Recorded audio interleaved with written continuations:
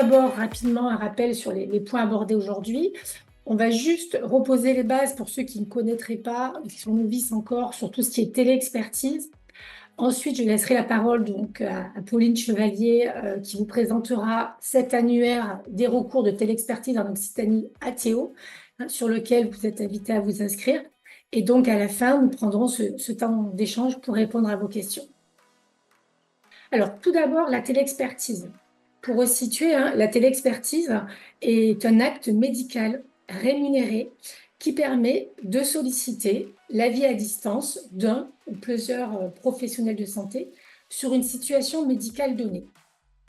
Ça permet également, de l'autre côté, de valoriser votre diagnostic, votre avis, votre analyse d'expert sur cette situation médicale donnée qui vous est soumise.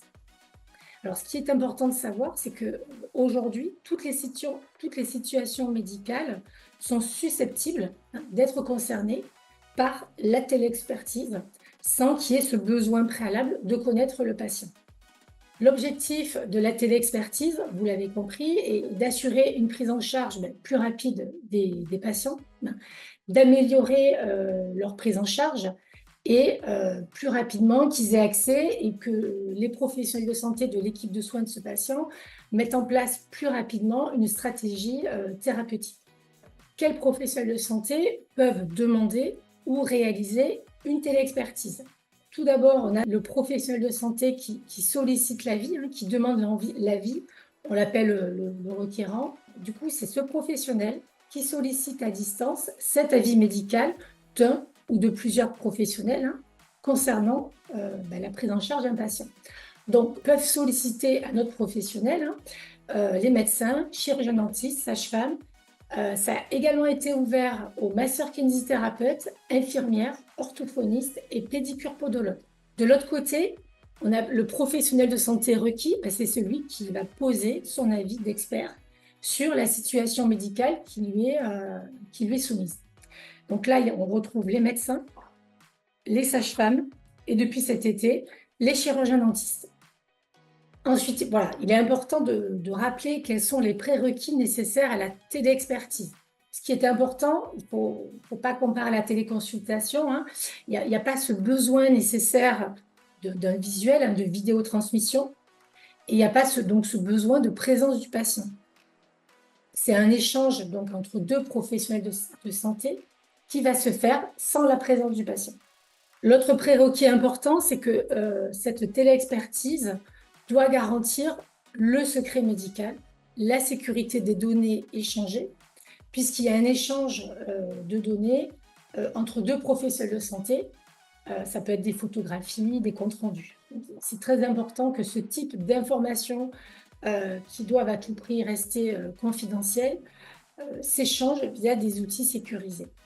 Donc, c'est ce qu'on vous demande pour réaliser de la téléexpertise, c'est d'utiliser un outil sécurisé, donc par les deux parties, celui qui pose la question, celui qui demande l'avis et celui qui va apporter son expertise. Donc, comme je viens de dire précédemment, voilà, pour joindre des documents, poser le diagnostic et également envoyer un compte-rendu. Tout ça doit se faire soit par messagerie sécurisée de santé, c'est ce qu'on appelle les MSS santé. Normalement, vous en avez tous une, c'est obligatoire pour toutes les professions d'avoir ce type de messagerie. Donc, vous pouvez poser votre question, envoyer les documents et y répondre via cet outil. Ou alors, vous pouvez également passer par une plateforme de téléexpertise. Il y a diverses plateformes qui existent aujourd'hui. Je suppose que vous les connaissez déjà. Et il suffit de vous inscrire sur une de ces plateformes. Au-delà de l'aspect sécurité, confidentialité, de passer par des outils sécurisés, c'est également important d'utiliser ces outils puisqu'ils vont vous permettre déjà de mieux centraliser les demandes qui vont vous arriver et également de mettre une priorité sur les demandes qui vous sont posées. Comme j'ai dit en tout début, la téléexpertise est un acte rémunéré. Voilà. Il y a plusieurs médecins avec qui je suis en contact qui m'ont fait cette remarque, qui m'ont dit « mais moi, très régulièrement, je pose un avis, je donne un diagnostic, voilà, par téléphone, par mail classique, sans que ce soit valorisé. » Donc, ce qu'il faut savoir, c'est vraiment un outil, enfin, c'est un acte, pardon, qui est rémunéré. Et dans ce cas-là, c'est chaque partie, donc celui qui pose la question et celui qui pose son diagnostic, qui va établir une facturation directement à l'assurance maladie. Il n'y a pas d'acte qui est facturé au patient. Le professionnel de santé requis, donc c'est-à-dire celui qui donne son avis, simplement vous avez un code acte à renseigner sur le logiciel de facturation et vous voyez que la téléexpertise est valorisée à hauteur de 20 euros. Côté requérant, c'est-à-dire celui qui va solliciter l'avis, pareil, il y a un code acte à renseigner et le fait de solliciter l'avis, de solliciter un diagnostic, c'est valorisé à hauteur de 10 euros. Dans les deux cas, il y a une limite qui est posée de 4 actes par an et par patient. Voilà. Pour un même patient, vous allez pouvoir poser une question dans la limite de 4, et pour un même patient, vous allez pouvoir apporter un avis d'expert, en tout cas dans le cas d'une téléexpertise, uniquement 4 fois. Ce qu'il faut savoir, c'est que ces deux factures sont individuelles, c'est-à-dire que chacun facture de son côté son code acte. Ce n'est pas une facture commune aux deux praticiens. Au niveau des règles de prise en charge, la téléexpertise est prise en charge à 100% par l'assurance maladie et n'est pas cumulable avec un autre acte ou une majoration. Également, il n'y a pas de dépassement d'honoraires. Ce qui veut dire que lorsque vous facturez votre téléexpertise, par exemple, le cas le plus classique, vous ne pouvez pas facturer un avis de consultant, un APC, au même moment.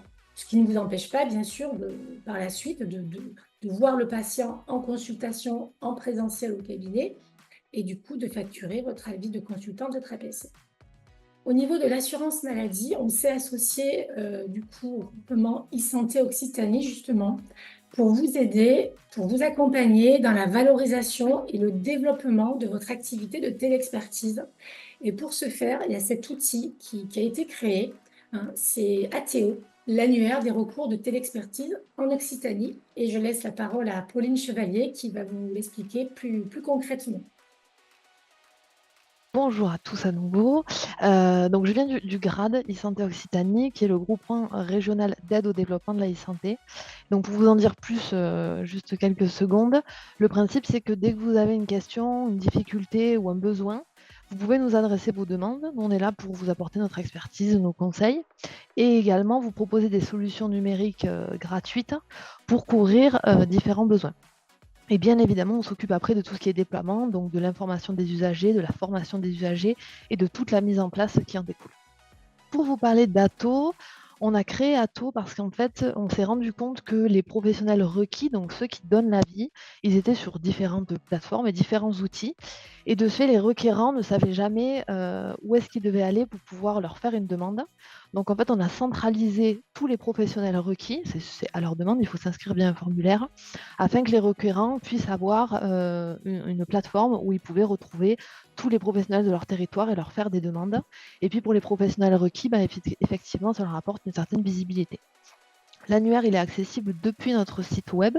Donc, vous aurez après tous les liens qui correspondent à la fin de ce diaporama. Et pour chercher un recours en téléexpertise, on a fait sur le principe des départements. Comme ça, vous pouvez retrouver les requis qui sont dans vos alentours et par spécialité également, si jamais il y a un besoin sur des spécialités en particulier.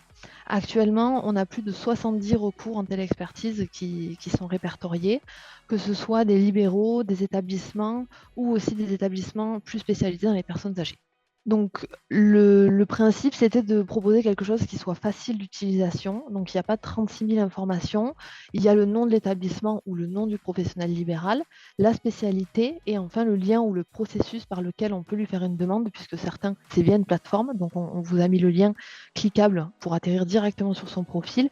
Et pour d'autres, selon les outils, on vous a mis le chemin d'accès par lequel on peut lui faire une demande. Comme je vous disais, il y a des formulaires. Donc, il y en a un pour les établissements, un pour les professionnels libéraux et un pour les établissements spécialisés en personnes âgées.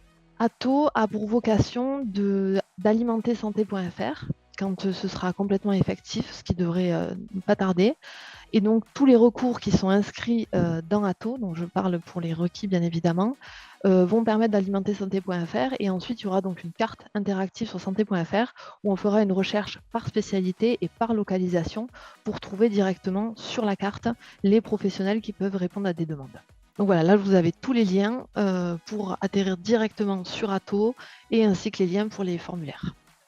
Et juste ici, vous avez l'adresse mail, donc télémédecine@isanté-occitanie.fr si vous avez une quelconque demande.